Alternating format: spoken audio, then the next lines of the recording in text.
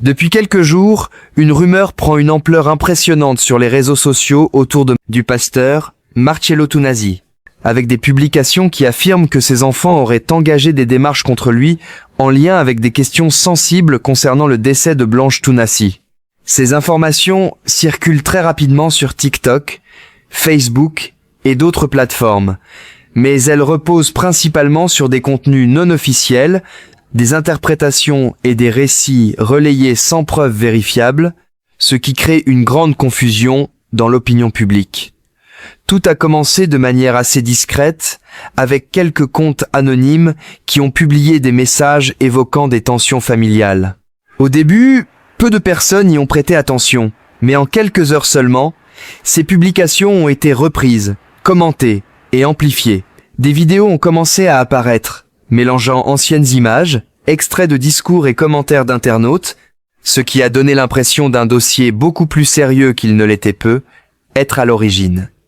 Très vite, l'histoire a pris une dimension virale, dépassant largement le cadre initial des réseaux sociaux pour devenir un sujet de débat dans plusieurs communautés en ligne.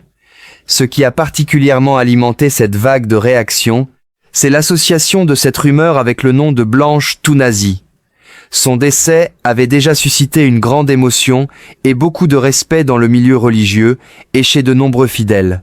Le simple fait que son nom soit de nouveau évoqué dans un contexte polémique a suffi à raviver des sentiments forts, entre tristesse, incompréhension et curiosité. Certains internautes affirment qu'il existerait encore des zones d'ombre autour de cette période, tandis que d'autres rappellent qu'il est dangereux de tirer des conclusions à partir de contenus circulants sans source officielle. Sur les réseaux sociaux, la mécanique est devenue classique mais extrêmement puissante. Une information non confirmée est publiée, elle est reprise par plusieurs comptes influents, puis transformée par des vidéos, des montages et des commentaires. Chaque personne ajoute sa propre interprétation, ce qui modifie progressivement le message initial. En très peu de temps, la frontière entre faits, rumeurs et spéculations disparaît complètement, laissant place à une version amplifiée et souvent déformée de la réalité. Dans ce cas précis, cette dynamique est particulièrement visible, car les contenus liés à cette affaire se multiplient à une vitesse impressionnante. Les internautes sont aujourd'hui divisés en plusieurs camps. Certains estiment qu'il ne peut pas y avoir autant de rumeurs sans qu'il y ait un minimum de vérité derrière, et pensent donc qu'une enquête ou une explication serait nécessaire pour clarifier la situation. D'autres, au contraire, considèrent que tout cela n'est qu'une construction numérique alimentée par des interprétations abusives et par la recherche de visibilité sur les réseaux sociaux. Entre ces deux positions, il existe une grande majorité de personnes qui observent sans vraiment savoir quoi croire, face à un flot constant d'informations contradictoires. Le silence des personnes directement concernées contribue également à intensifier les spéculations. Dans ce type de situation, l'absence de communication officielle claire est souvent interprétée de différentes manières. Certains y voient une volonté de discrétion pour protéger la vie privée familiale, tandis que d'autres pensent que ce silence laisse la place à toutes les hypothèses possibles.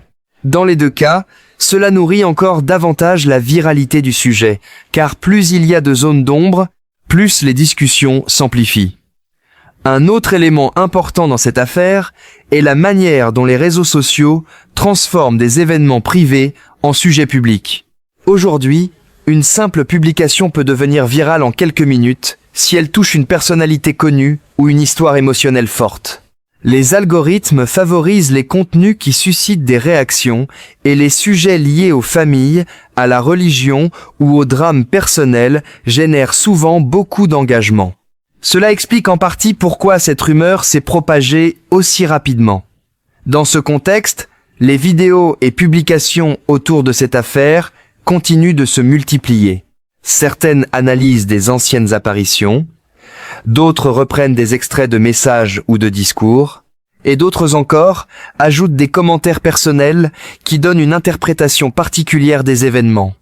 Cette accumulation de contenu crée une impression de volume et de gravité, même si aucune preuve concrète ne vient confirmer les affirmations qui circulent. Il est aussi important de noter que ce type de situation n'est pas nouveau.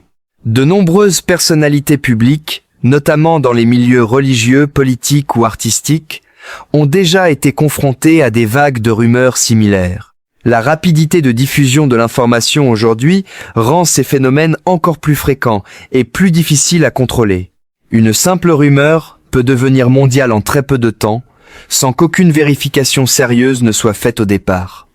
Dans le cas présent, l'émotion joue un rôle central. Le public est touché par le nom de Blanche Tounazi, par l'image de la famille et par les interprétations autour de possibles tensions internes. Cette dimension émotionnelle rend les internautes plus réactifs, mais aussi plus susceptibles de partager des contenus sans vérification.